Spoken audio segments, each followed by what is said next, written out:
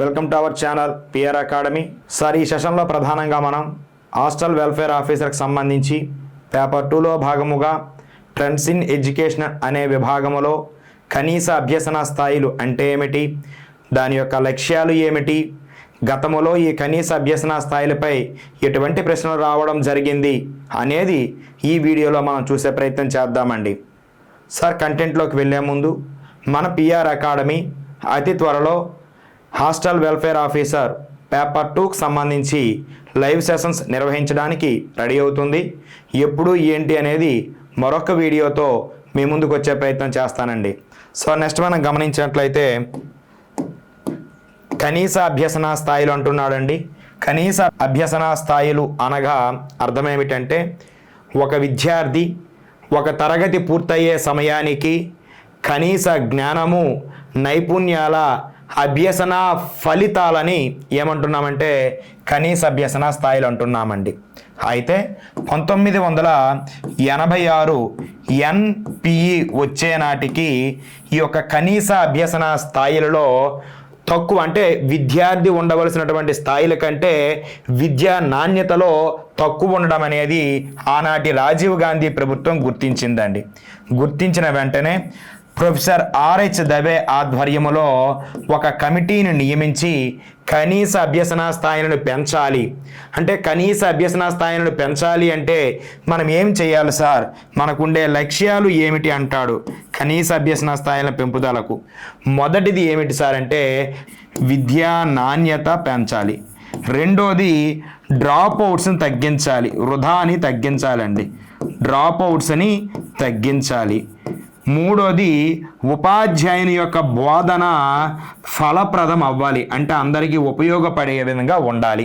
So ఇటువంటి లక్ష్యాలతో మనం ఖచ్చితంగా విద్యాబోధన చేసినట్లయితే కనీస అభ్యసన స్థాయిలను సాధించగలము అని ఎవరు సూచించారంటే R.H. దవే చెప్పడం జరిగిందండి. అదే విధముగా NPE 1986 తర్వాత మనకి దీని యొక్క అమలుపై వచ్చినటువంటిదే ప్రోగ్రామ్ ఆఫ్ యాక్షన్ 1992 అండి. సో ఈ యొక్క 1992 POA కూడా కనీస అభ్యసన స్థాయిలని పటిష్ట పరిస్థితులలో సమర్థవంతముగా అమలు చేయడానికి సిద్ధమైంది. సో మరి ఇటువంటి కనీస అభ్యసన స్థాయిలపై R.H. దవే గారు చూపించినటువంటి సామర్థ్యాలు, అదే విధముగా ఉపసామర్థ్యాలు ఏమిటి, సామర్థ్యాలు ఎన్నిసార్లు అంటే 10 సామర్థ్యాలను చూపించారండి. ఉపసామర్థ్యాలు ఎన్ని అంటే 176. మరి సామర్థ్యాలు, ఉపసామర్థ్యాలు అనేవి ఎందులో చూపించారు సార్ అంటే భాషలోను, అదే విధముగా గణితములోను, అదే విధముగా పర్యావరణ విద్యలో ప్రధానంగా. అంటే ఒక మనిషి తన సమాజంలో రాణించడానికి కనీస జ్ఞానం అనేది భాషలోను, గణితములోను, పర్యావరణ విద్యలోను ఉండాలని ఏ కమిటీ నిశ్చయించిందంటే R.H. దవే. అదే కనీస అభ్యసన స్థాయిల కమిటీ ప్రధానముగా. మరి ఇక్కడ ఈ కమిటీ ప్రధానముగా ఈ కమిటీకి సంబంధించి లేదా కనీస అభ్యసన స్థాయిలని అమలు చేయడానికి ఫండింగ్ ఇచ్చినటువంటి పథకం ఏమిటి అంటే ఆపరేషన్ బ్లాక్ బోర్డ్ అండి. ఏదండి ఆపరేషన్ బ్లాక్ బోర్డ్ అనేది కనీస అభ్యసన స్థాయిలని అమలు చేయడానికి ఫండింగ్ చేయడం జరిగింది.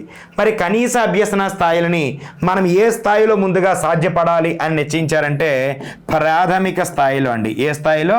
ప్రాథమిక స్థాయిలో కనీస అభ్యసన స్థాయిలు మెరుగవ్వాలి. చెప్తున్నటువంటి బోధన అనేది సామర్థ్యాలని, స్కిల్స్ని పెంచే విధముగా ఉండాలి. రెండోది విద్య అనేది ఎలా ఉండాలంటే విద్యార్థి కేంద్రీకృతముగా ఉండాలి, విద్యార్థి కేంద్రీకృతముగా ఉండాలి అనే లక్షణాలతో ఏ స్థాయిలు రావడం జరిగాయి అంటే కనీస అభ్యసన స్థాయిలు రావడం జరిగింది సార్. మరి వీటిపై గతంలో ఏ విధంగా బిట్లు అడిగాడు అనే దాని గురించి చూసే ప్రయత్నం చేద్దాం. సో నెక్స్ట్ మనం పరిశీలించినట్లయితే మినిమం లెర్నింగ్ లెవెల్స్ భావనను ప్రధానముగా ఏ విధానములో ప్రస్తావించబడింది అన్నాడండి. సో ఇక్కడ ఏమి ఇచ్చాడంటే NPE 68, NPE 86, 2005 NCF, Kothari commission అని ఇవ్వడం జరిగింది. సరే గమనించాలి.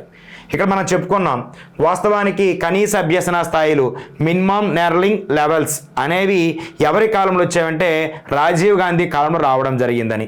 సో రాజీవ్ గాంధీ కాలం నాటికి ఉన్నటువంటి ఈ యొక్క నేషనల్ పాలసీ ఆఫ్ ఎడ్యుకేషన్ ఏది అంటే 86 అండి. So option B is the right answer.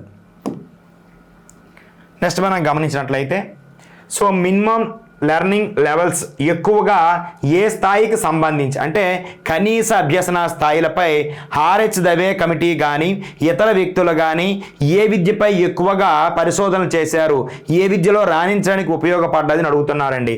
ఉన్నత విద్యలోనా, సాంకేతిక విద్యలోనా, ప్రాథమిక విద్యలోనా, విశ్వవిద్యాలయ విద్య. సో ఏమంటున్నాడు సార్, మనం చెప్పాం ఈ యొక్క కనీస అభ్యసన స్థాయిలు అనేవి ప్రాథమిక విద్యలోనే ఎక్కువగా చేయడానికి కృషి చేయడం జరిగిందన్నమాట. So option C is the right answer. Next మనం గమనిస్తే సో మినిమం లెర్నింగ్ లెవెల్స్ అనే భావనను ఏ కార్యక్రమానికి సంబంధించింది అంటున్నాడండి. అంటే ఇక్కడ మనం గమనించినట్లయితే ఈ యొక్క కనీస అభ్యసన స్థాయిలని ప్రోత్సహించినటువంటి కమిషన్లు ఏమిటి అడుగుతా ఉన్నాడు. సో మనకి ఎస్ఎస్ఏనా, ఓబీబీనా, ఆర్ఎంఎస్ఏనా, ఎన్ఎల్ఎం అన. సరే మనం గమనిస్తే ఎన్ఎల్ఎం అనేది వయోజన విద్య అక్షరాస్యతకు సంబంధించినటువంటి మిషన్ అండి, నేషనల్ లిటరసీ మిషన్. అదేవిధంగా మిగతా 3 కూడా విద్యకు సంబంధించినవే. అయితే ఎస్ఎస్ఏ అనేది విద్యా సార్వత్రికీకరణకు లేదా ప్రాథమిక విద్యకు సంబంధించిందండి. ఆర్ఎంఎస్ఏ పేర్లలో ఉంది ఎం మాధ్యమిక, సో సెకండరీ ఎడ్యుకేషన్కి సంబంధించిందండి. సో ఓబీబీ ప్రధానంగా మనకి 85-86లో రావడం జరిగింది. ఓడిఏ అథారిటీస్ ద్వారా వచ్చింది మనకి. సో అప్పటికి ఉన్న కార్యక్రమం ఏది అంటే ఈ యొక్క ఎంఎల్ఎల్ ప్రోగ్రామ్. సో ఎంఎల్ఎల్ ప్రోగ్రామ్కి సో దగ్గరగా ఉన్నది ఏది అంటే ఓబీబీ అండి. Answer B is the right answer. Next మనం గమనిస్తే ఎంఎల్ఎల్లో ఏ అంశము భాగము కాదు అంటున్నాడండి. ఏ అంశము కాదు అంటున్నాడు. ఇక్కడ ఆప్షన్ చదవడము, గణితము, పర్యావరణ అవగాహన, సైనిక్ శిక్షణ అంటున్నాడు. సో ఇక్కడ మనం చెప్పాం ఈ 3 కూడా తప్పనిసరిగా ఒక విద్యార్థిలో ఒక వ్యక్తిలో పెంపొందించాలి. సో సైనిక్ శిక్షణ గురించి ఎక్కడా కూడా మనకి యొక్క ఎంఎల్ఎల్లో ప్రస్తావించబడలేదు.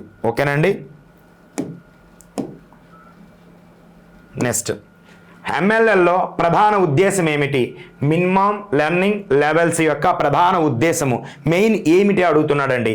సో పరీక్షలు రద్దు చేయడమా, విద్యార్థులకు కనీస అభ్యసన సామర్థ్యాలను నిర్ధారించడమా, హాజరు పెంచడమా, ప్రైవేటు విద్యను ప్రోత్సహించడమా? సరే మనం గమనించినట్లయితే డైరెక్ట్గా కనీస అభ్యసన స్థాయిలు అని ఇక్కడ క్వశ్చన్లోటే ఉందండి. కనీస అభ్యసన సామర్థ్యాలను విద్యార్థికి నిర్ధారించాలి. సో అది సార్ మనం గమనించినట్లయితే సో ఇటువంటి ప్రశ్నలు అనేవి తరచుగా అడుగుతూ ఉన్నాడు కనీస అభ్యసన స్థాయిల నుండి. ఓకేనండి. Thank you one and all.